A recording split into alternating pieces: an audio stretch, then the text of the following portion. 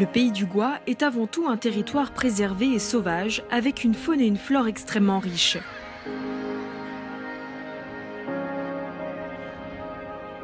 Le territoire est aussi une étape incontournable sur la route de l'huître.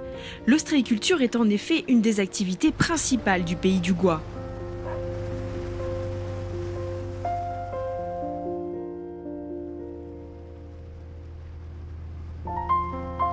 L'aquaculture y est aussi très développée.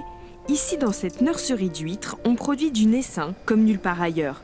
Donc, quotidiennement, on jette un œil. Ce qui nous intéresse de savoir, c'est si la croissance est au rendez-vous.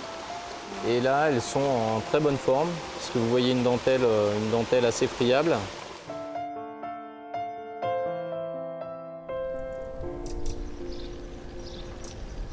Le pays du Goix est aussi le pays de l'or blanc. Le territoire est lié depuis des siècles à l'histoire du sel, et c'est dans ces marais salants, aux couleurs si singulières, que l'on extrait les cristaux blancs. Il y a environ 5-6 siècles de cela, il y avait des centaines de personnes. Toute l'activité, enfin l'activité principale de la région, c'était le sel à l'époque. Ce qui me plaît dans ce métier, c'est déjà d'être là, d'être parmi tout ça, dans la nature, en plein marais comme ça.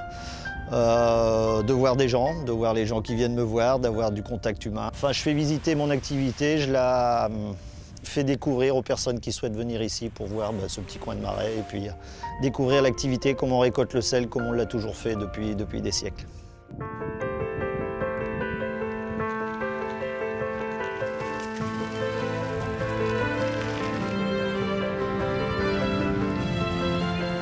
Lorsque l'on quitte les sentiers battus, une multitude de paysages s'offrent alors aux promeneurs.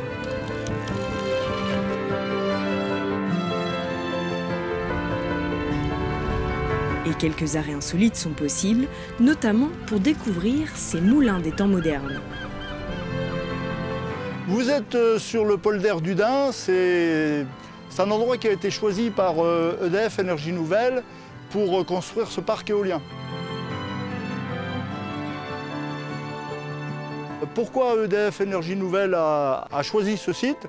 Eh bien parce que l'élément principal étant le vent, eh bien du vent on en a suffisamment pour faire tourner les éoliennes.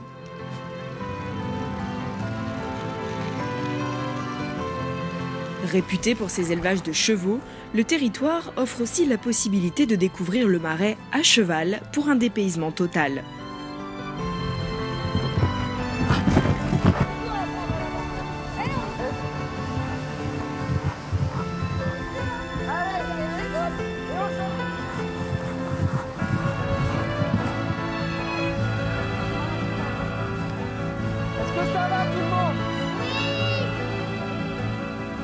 Au pays du Goix, on trouve également des endroits paisibles, au bord de l'eau, pour pratiquer la pêche à la ligne.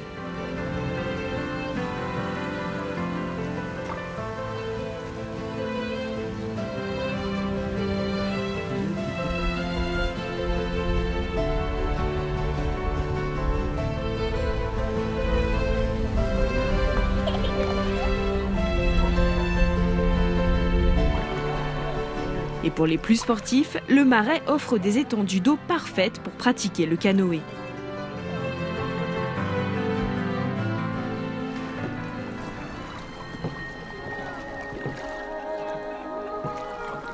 Le pays du Goix, ce sont aussi des hommes et des femmes très attachés à leur territoire, toujours ravis de partager les traditions d'antan.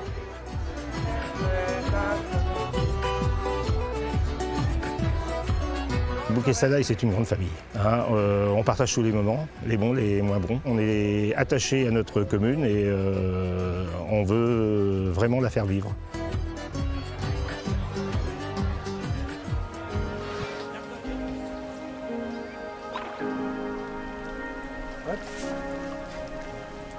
Vignoles, c'est une embarcation qui servait à transporter les gens, le bétail et le matériel dans les fermes jusqu'aux années 60, quand les routes n'étaient pas faites. Je suis un des derniers à utiliser ce type d'embarcation. C'est une forme de vie, c'est une forme de liberté aussi.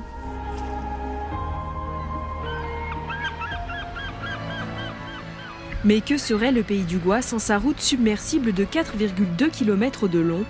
À marée basse, on peut venir y pêcher des coquillages, comme des coques ou des palourdes. Cherche avec tes petits doigts et tu regardes s'il y a une palombe. Est-ce que t'en as trouvé un? Oh non. Gratte bien avec tes mains. Tu grattes, Augustine?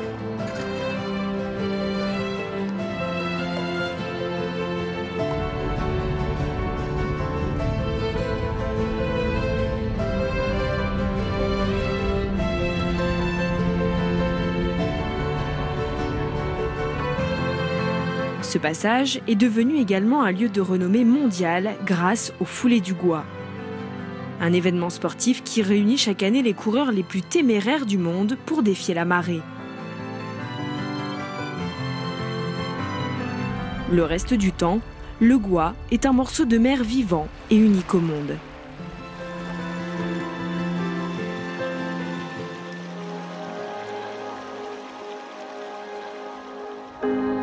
S'arrêter au Pays du Gois, c'est prendre le temps d'admirer des paysages à couper le souffle, profiter d'une lumière unique et d'une nature sauvage et préservée.